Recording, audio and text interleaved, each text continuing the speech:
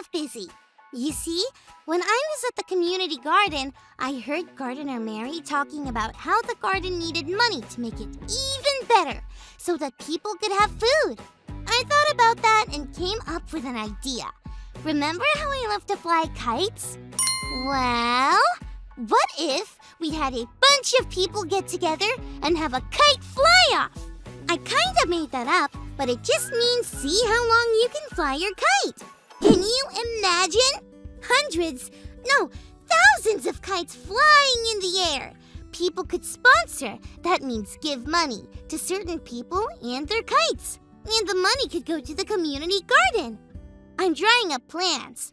Oh, I need your help. What should I call it? Callie's Kite-a-rama? Yeah, maybe not.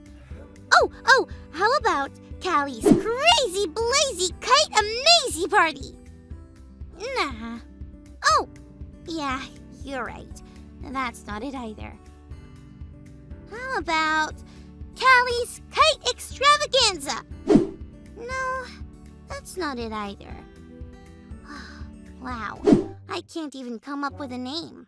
Maybe I can't do this at all. Maybe a kite fly-off isn't such a great idea. Maybe there isn't anything I can do to help the community garden raise money.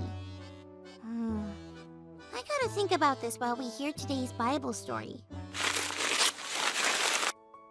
It's time for today's Bible story. It comes from the book of 2 Kings, chapter 5. This story begins with a man named Naaman.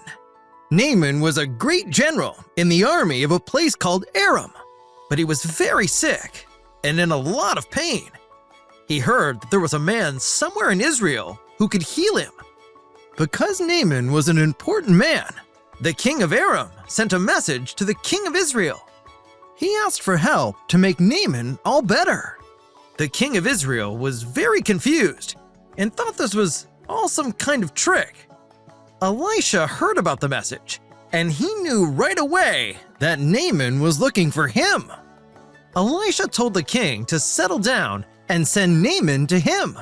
So Naaman, the great general, rode with his horses and chariots to the small little hut that Elisha lived in.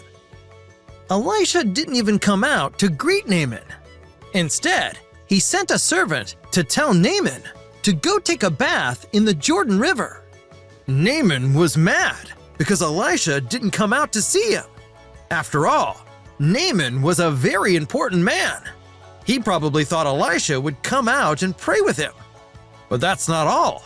Naaman got even angrier because he thought the Jordan River was dirty and gross.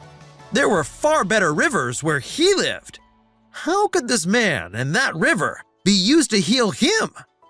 Naaman stomped off angry, but the men with him asked him a really good question.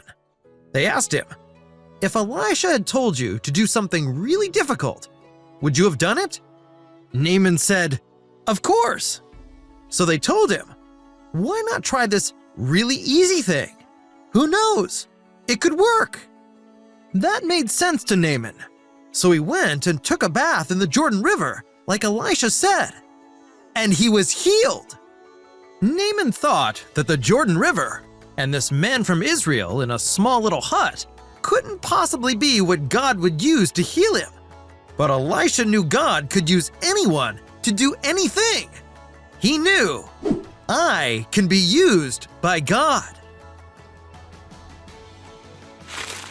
Well, friends, I wasn't sure I could help the community garden with my kite-off idea, but that Bible story was just what I needed to put the wind back in my sails.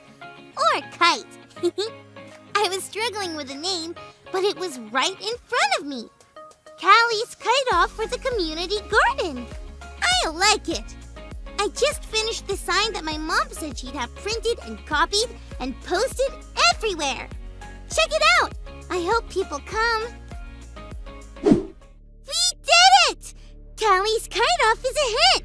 Gardener Mary said we raised more money than we needed to make the improvements to the community garden.